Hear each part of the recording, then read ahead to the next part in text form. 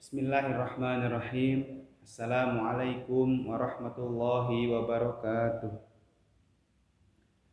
Alhamdulillah, alhamdulillahilladzi hadana li hadza wa ma kunna linahtadiya laula an hadanallah.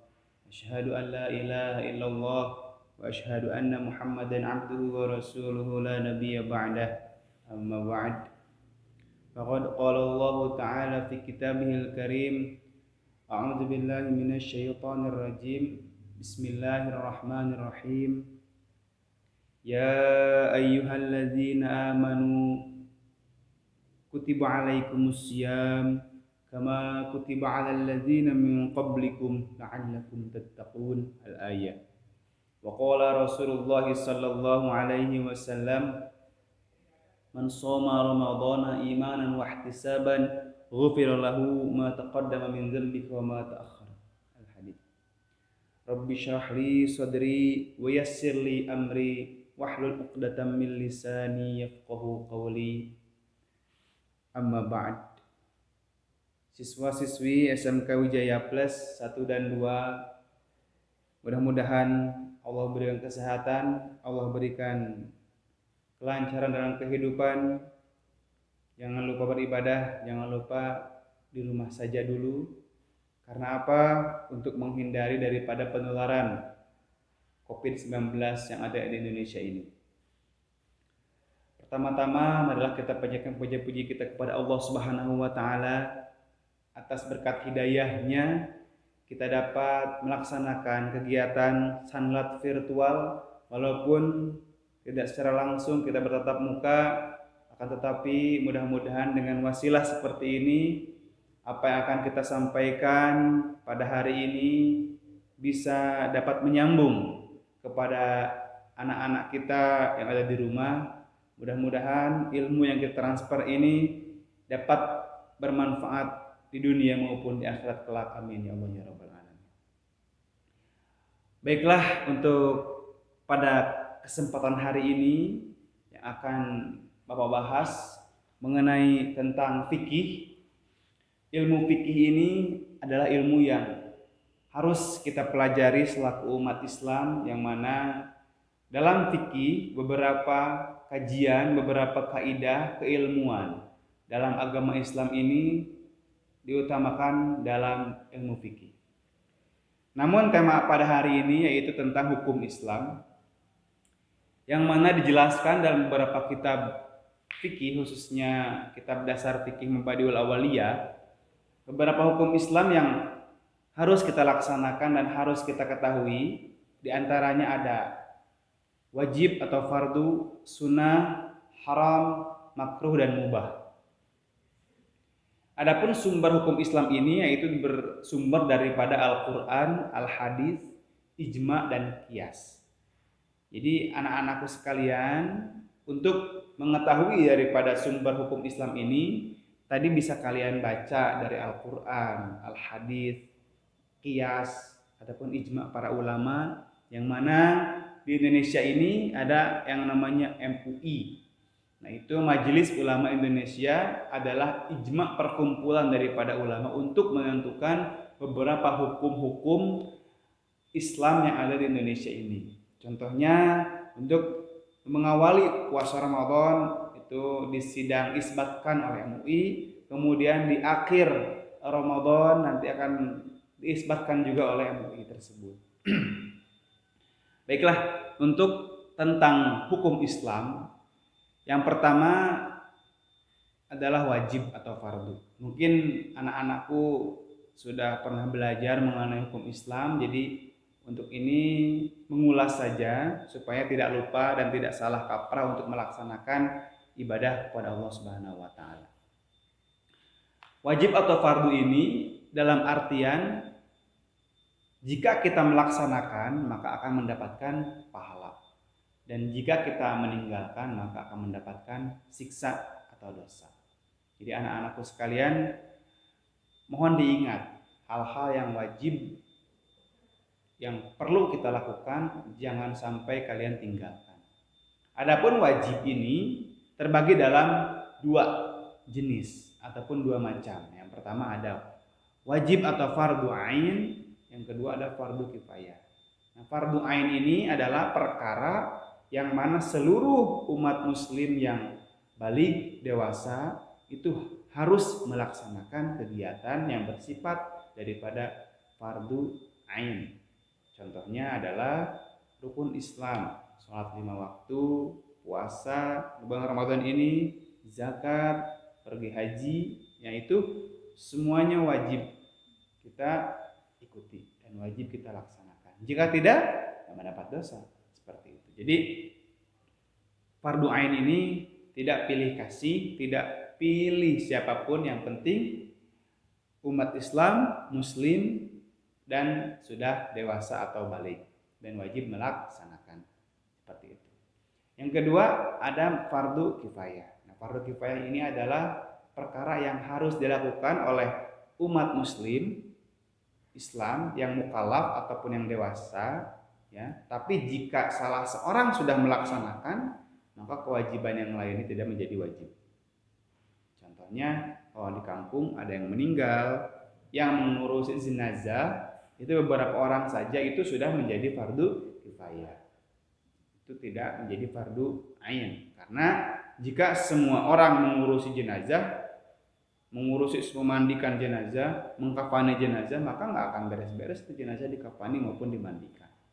Ya, jadi untuk fardu kifayah ini cukup beberapa orang saja melaksanakan, maka di sekitar kampung itu sudah melaksanakan fardu kifayah. Yang kedua ada hukum sunnah. Nah, sunnah ini adalah jika kita melaksanakan maka mendapatkan pahala, dan jika tidak melaksanakan maka tidak apa-apa ataupun merugi dan tidak mendapat imbalan apa-apa. Gitu.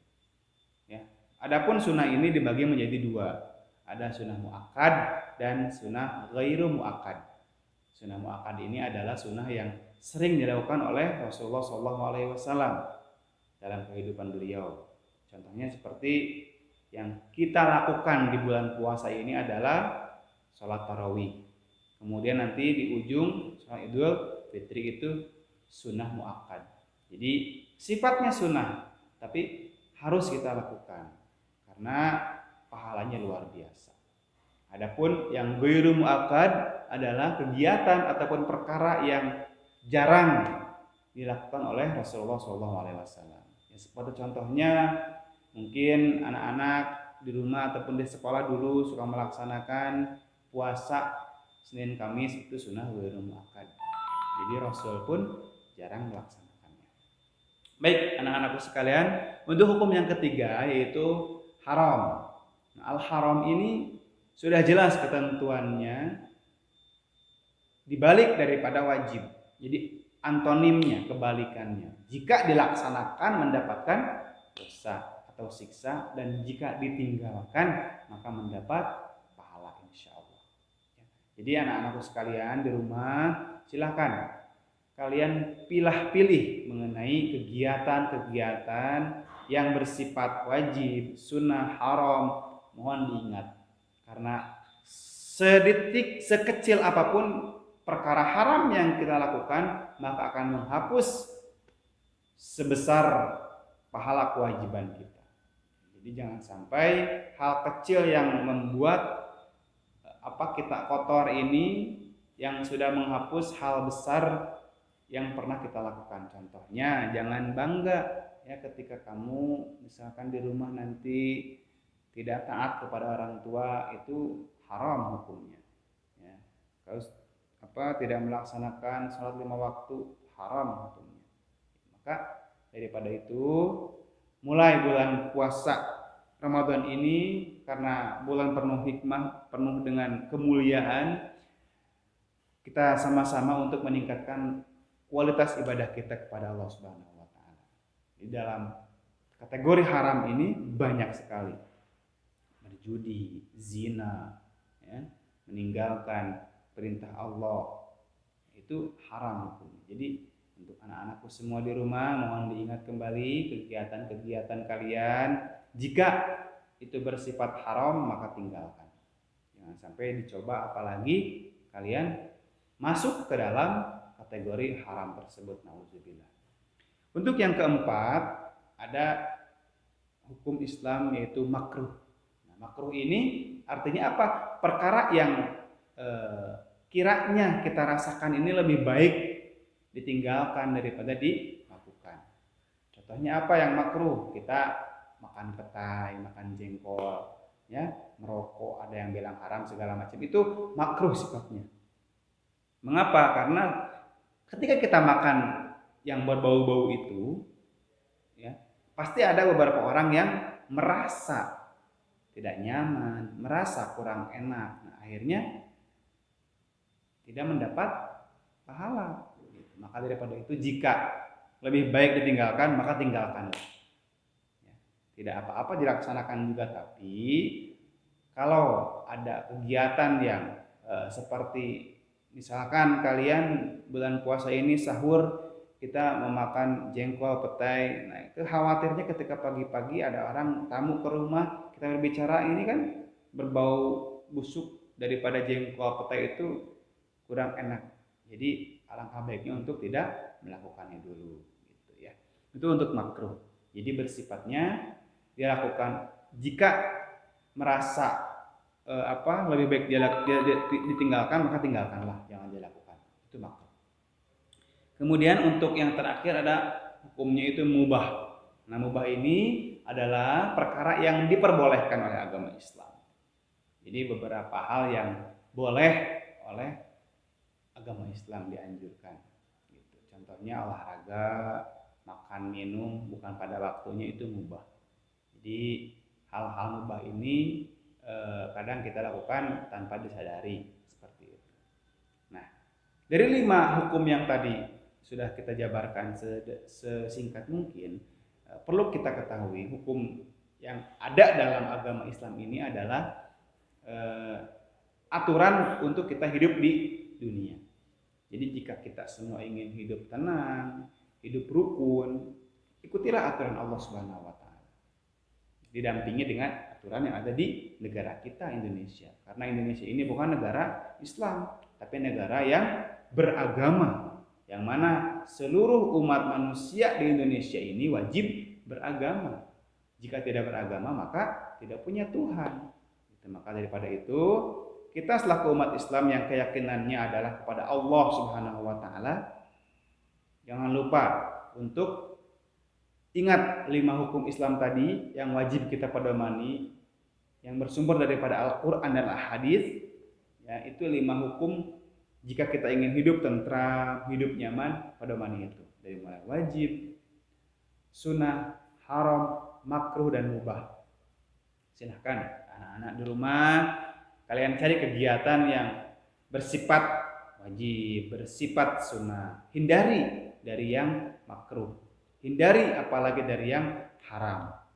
Ya, hati-hati. Kalau kita terjerumus kepada hal-hal yang haram, maka akan menagih dan menagih. Selalu kita berbuat haram, lupa dengan kebaikan, niscaya di akhirat kelak kita akan mendapatkan ganjarannya, apa itu? Neraka. Jadi nauzubillahi min dzalik. Maka daripada itu, di bulan penuh hikmah ini, mari sama-sama kita banyak ibadah kepada Allah, tingkatkan kita iman kita kepada Allah, supaya apa? Supaya jauh daripada balai-balai yang mungkin sekarang sudah menimpa kita di sini.